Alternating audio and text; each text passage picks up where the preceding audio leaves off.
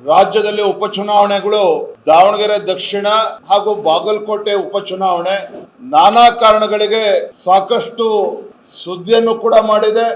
ರಾಜ್ಯ ಸರ್ಕಾರದ ಮುಖ್ಯಮಂತ್ರಿಗಳ ನಿದ್ದೆಗೆಡಿಸುವಂತ ಕೆಲಸವೂ ಕೂಡ ಚುನಾವಣೆಗಳು ಮಾಡಿದ್ದಾವೆ.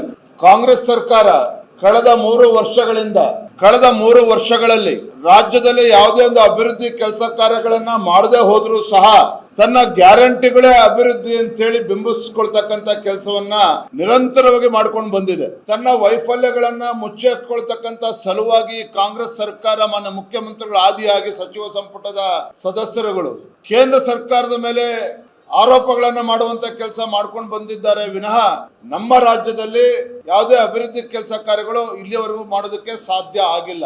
ಒಬ್ಬ ಅನುಭವಿ ಮುಖ್ಯಮಂತ್ರಿಗಳು ಇದ್ರೂ ಸಹ ಬಹಳ ಅಪರೂಪದ ಅವಕಾಶ ಅವ್ರಿಗೆ ಸಿಕ್ಕಿತ್ತು. 17 ಬಜೆಟ್ ಅನ್ನ ಅತಿ ಹೆಚ್ಚು ಬಜೆಟ್ ಅನ್ನ ಮಂಡನೆ ಮಾಡುವಂತಹ ಒಳ್ಳೆ ಅವಕಾಶ ಈ ರಾಜ್ಯದ ಮುಖ್ಯಮಂತ್ರಿಗಳಿಗೆ ದೊರಕಿದ್ರು ಸಹ ಅವರ ಅನುಭವ, ಮುಖ್ಯಮಂತ್ರಿಗಳಾಗಿರುವಂತಹ ಸಿದ್ದರಾಮಯ್ಯನವರ ಅನುಭವ ಈ ರಾಜ್ಯದ ಅಭಿವೃದ್ಧಿಗೆ ಬಳಸ್ಕೊಳ್ಳೋದಕ್ಕೆ ಸಾಧ್ಯ ಆಗ್ಲಿಲ್ಲ.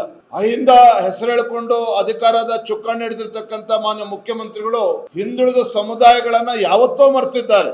ಇವತ್ತು ಅಲ್ಪಸಂಖ್ಯಾತನು ಕೂಡ ಮರ್ತಿರುವಂತದ್ದನ್ನು ಇವತ್ತು ಚರ್ಚೆ ಯಾವ ರೀತಿ ಆಗ್ತದೆ ತಾವೆಲ್ಲರೂ ಕೂಡ ನೋಡ್ತಾ ಇದ್ದೀರಿ. ಇದರ ಪರಿಣಾಮ ಏನು ಅಂತ ಹೇಳಿದ್ರೆ ಕಾಂಗ್ರೆಸ್ ಸರ್ಕಾರ ಮಾನ್ಯ ಮುಖ್ಯಮಂತ್ರಿಗಳು ಗ್ಯಾರಂಟಿಗಳ ಮುಖವಾಡವನ್ನ ಧರಿಸಿಕೊಂಡು ರಾಜ್ಯಾದ್ಯಂತ ಏನು ಜನರ ಕಣ್ಣಿಗೆ ಮಣ್ಣೆರಚುವಂತ ಕೆಲಸವನ್ನ ಮಾಡ್ತಾ ಇದ್ರು. ನನಗನ್ನಿಸ್ತದೆ ಈ ಉಪಚುನಾವಣೆಗಳು ದಾವಣಗೆರೆ ದಕ್ಷಿಣ ಹಾಗೂ ಬಾಗಲಕೋಟೆ ಕ್ಷೇತ್ರದ ಉಪಚುನಾವಣೆ ಕಾಂಗ್ರೆಸ್ ಸರ್ಕಾರಕ್ಕೆ ಮಾನ್ಯ ಮುಖ್ಯಮಂತ್ರಿಗಳಿಗೆ ಒಂದ್ ರೀತಿ ಕಬ್ಬಿಣದ ಕಡಲೆ ಆಗಿ ಇವತ್ತು ಪರಿವರ್ತನೆ ಆಗಿದೆ.